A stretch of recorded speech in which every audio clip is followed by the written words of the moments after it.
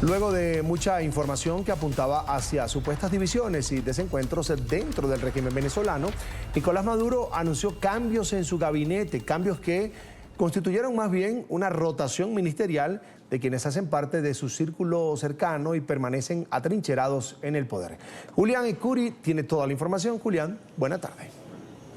Carlos, una feliz tarde para ti y para todos los televidentes de la tarde de NTN 24. Así es, revisemos esos cambios que tuvo el gabinete ministerial de la dictadura venezolana de Nicolás Maduro. Y comencemos por uno de los gabinetes más importantes, el del petróleo, uno de esos productos base del régimen venezolano. Hablamos de Delcy Rodríguez, que a su vez también fue ratificada como vicepresidenta del régimen venezolano. Va a estar también a cargo del Ministerio del Petróleo. Y Héctor Obregón va a estar a cargo de la presidencia de PDVSA, la empresa de petróleos más importantes hoy en día en Venezuela. Ahora vamos a ver otro de los ministerios importantes. Hablamos del Ministerio del Poder Popular para la Defensa, en el que fue ratificado una vez más Vladimir Padrino López. Recordemos que esta figura del chavismo también está involucrada en el cártel de los soles, ese cártel que es uno de los más temidos por su producción de narcóticos y demás en la región. Vladimir Padrino López, entonces ratificado en el Ministerio del Poder Popular de la Defensa. Ahora vamos a hablar de otro de esos cargos que cambió en el gabinete y hablamos de Diosdado Cabello, el número 2 del régimen venezolano y además el primer vicepresidente del Partido Socialista de Venezuela, el PSUV. Ahora estará a cargo del Ministerio de Política de Seguridad Ciudadana y del Ministerio de Interior, Justicia y Paz. ¿Qué es lo preocupante aquí? Que Diosdado Cabello ha sido una de las figuras que más represión ha causado a la oposición venezolana. Lo hemos escuchado en reiteradas oportunidades, no solo con la oposición, también con periodistas y demás personas que han criticado al régimen de Nicolás Maduro. Ahora, Diosdado Cabello va a estar, por ejemplo, a cargo del SEBIN, ese cuerpo militar del gobierno, bueno, del régimen venezolano, que ha causado tanta represión en el país. Ahora hablemos de otro de esos ministerios importantes. Hablamos del Ministerio de Energía Eléctrica, responsable, por ejemplo, de esos apagones que vemos mensualmente, bueno, ya casi que a diario en el país. Ahí va a estar Jorge Márquez, él va a ser el responsable del Ministerio de Energía Eléctrica en Venezuela. Y por último, revisemos el Ministerio de Cultura. Quien estará ahí a cargo de este gabinete será Ernesto Villegas. Él estará en este último ministerio. Pero bueno, Carlos Eduardo, usted tiene más información y todo el análisis de lo que significa este cambio ministerial. Una feliz tarde para usted. Feliz tarde, Julián. Gracias por toda la información. En esta parte quiero saludar a Iván Simonovic, investigador criminal, analista de inteligencia. Iván, bienvenido a la tarde de NTN 24. Siempre un gusto. Buenas tardes a ustedes y muchísimas gracias siempre por la invitación. Es un gusto. ¿Cuál es tu análisis, Iván, de la llegada de Diosdado Cabello al Ministerio del Interior, Justicia y Paz?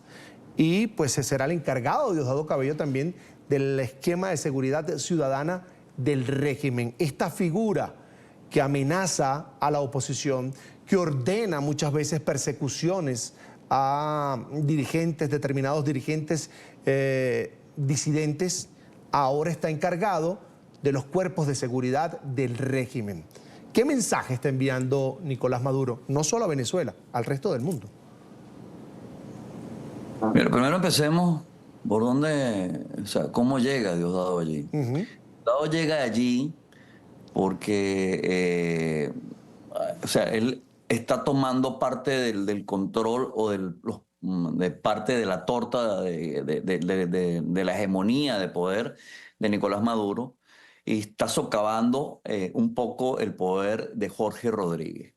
Jorge Rodríguez cometió dos grandes errores y eso los capitalizó Diosdado Cabello. El primer error fue que durante las primarias Jorge Rodríguez había garantizado que ahí no iba a pasar absolutamente nada, que iba a ser de nuevo unas elecciones donde María Corina no iba a tener ninguna relevancia, que además de eso no había la posibilidad de cubrir gran parte del territorio nacional, etcétera, etcétera, pues él dijo que tenía eso bajo control. Bueno, tremendo error para ellos, ¿no? porque ya María Corina y su equipo y Vente Venezuela desde hace muchos años venían capitalizando un esfuerzo que se había, enorme esfuerzo que se había hecho desde el punto de vista político. Y bueno, el resultado es que ella no solamente gana las primarias, sino gana con un porcentaje muy alto. Y es cuando ellos se dan cuenta que ella ya no es que le estaba hablando a la clase media, sino le estaba hablando a la clase pobre, a la clase que más golpeada del país. Y no solamente eso, sino la clase más baja le estaba respondiendo, era a ella. Ese es el primer error que comete Jorge Rodríguez. Hubo muchísimas discusiones, hubo un conflicto bien grande entre ellos dos. Tanto así que Diosdado Cabello hizo un programa donde invitó a Jorge y los dos, bueno, hicieron ahí la pantomima de que se querían y se amaban, pues. Luego, el segundo error es que Jorge Rodríguez garantizó pues, que en las elecciones que se dieron el pasado 28 de julio, él tenía ganada, o sea, tenía la situación toda vez que él se vende como el hombre, pues que en el CNE tiene el control. Ciertamente siempre lo ha tenido. Lo único es que ellos pretendían, se fueron las instrucciones que se dieron, que al cerrar las mesas de votaciones solamente se podía imprimir una boleta de votación y que esa boleta se la llevaba el representante del CNE. Pues bien, ahí le salió el tiro por la culata, como decimos en Venezuela, le salió todo mal, porque los que apoyaron a que se imprimieran boletas para cada uno de los representantes de la mesa fueron los miembros de la Fuerza Armada. ¿Por qué? Bueno, porque los miembros de las mesas fueron donde el encargado de la Fuerza Armada que estaba allí y le dijo, mire, este es el reglamento, esto es lo que dice, Claro. aquí quieren dar. Y ese hombre impuso, o los efectivos militares que estaban ahí, impusieron su esfuerzo, pues, como militares y encargados de la seguridad, y dijeron, mire, si eso dice la ley, hay que imprimirlo, Claro. pues, y se lo dan a cada uno. Ya desde hace algún tiempo, pues María Corina y nuevamente su equipo, además la experiencia que se tiene de las, no sé, todas las elecciones que han pasado en Venezuela, y bueno, sabían la importancia que tenía tener esta boleta, tener el código QR, y ese es el segundo error que comete Jorge Rodríguez. Y quien decide y huir hacia adelante, ¿verdad? Y quien decide ir a trocha y mocha y decir que Maduro sigue siendo el presidente es Diosdado Cabello y su grupo de individuos, Granco, Hernández Dala, Alexander Granco, todos los que están involucrados sobre todo en temas de violaciones de los derechos humanos. Y este es el premio. Lo ponen entonces jefe de la represión en Venezuela. Por eso es que él es ministro de Justicia ahora.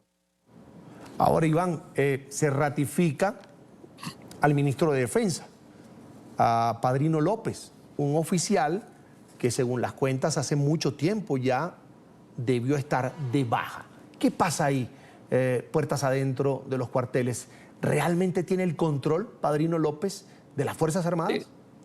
Bueno, mira, cualquiera que haya trabajado en instituciones subordinadas y disciplinadas, como la policía o la Fuerza Armada, sabe que el liderazgo de una institución no lo tiene el que tenga más estrellas o más rayas, sino lo tiene el que se haya formado y que haya logrado un liderazgo dentro de la institución. Y eso es algo que Padrino López ha logrado, pues. No existe un general dentro de la Fuerza Armada que tenga el liderazgo, y no solamente el liderazgo, sino tiene la capacidad de manejar la situación dentro de una estructura tan compleja como es la Fuerza Armada. Es por ello que él sigue siendo el ministro de la Defensa. En estos días alguien decía, no sabemos si Padrino López fue ratificado o Padrino López y el entorno militar ratificaron a Maduro. Hay un juego perverso porque realmente en Venezuela hay una dictadura militar. Esa es la realidad. El 37% del espacio, del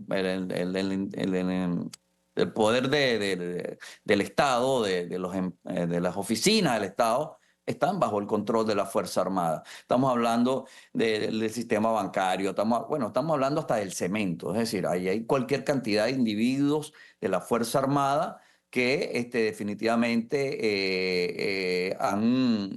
se han hecho del poder del país. Yo invito a que aprovecho la oportunidad de invitar a todos los que nos están escuchando y viendo que en mi canal de YouTube hago unas aseveraciones y explico sobre el tema del poder de la Fuerza Armada. El día de mañana va a salir un programa específicamente sobre los hermanos Cabello, Ajá. Diosdado y el hermano que es el jefe del CENIAT, y cómo ellos han capitalizado poder dentro de la estructura. Iván, ya para despedirnos, frente a las dictaduras militares es muy difícil exigir respeto al voto popular. Insólitamente, o en un hecho insólito, lo hizo Pinochet en Chile, pero no lo hacen en Venezuela. Por ejemplo, los militares no se pusieron del lado de la mayoría de los venezolanos que eligió a Edmundo González Urrutia. No, mira, ya va. Fíjate lo siguiente, en Venezuela hay una dictadura militar, pero también hay una persecución militar muy grande, ¿no? Ahí hay una estructura muy pequeña que es la que controla todo el estamento militar. Para empezar, son estructuras subordinadas y disciplinadas que tienen que cumplir órdenes, etcétera, etcétera, igual que la policía. Pero además de eso, hay una persecución como todos los regímenes dictatoriales. Y el que es medio se sale de foco, sencillamente es castigado peor que inclusive si es un civil. Y esto es un tema muy delicado dentro de la Fuerza Armada. O sea, yo creo que ahí nadie se atreve a decirse algo él mismo en el espejo, por si acaso el espejo no tiene algo que alguna forma que el gobierno se entere.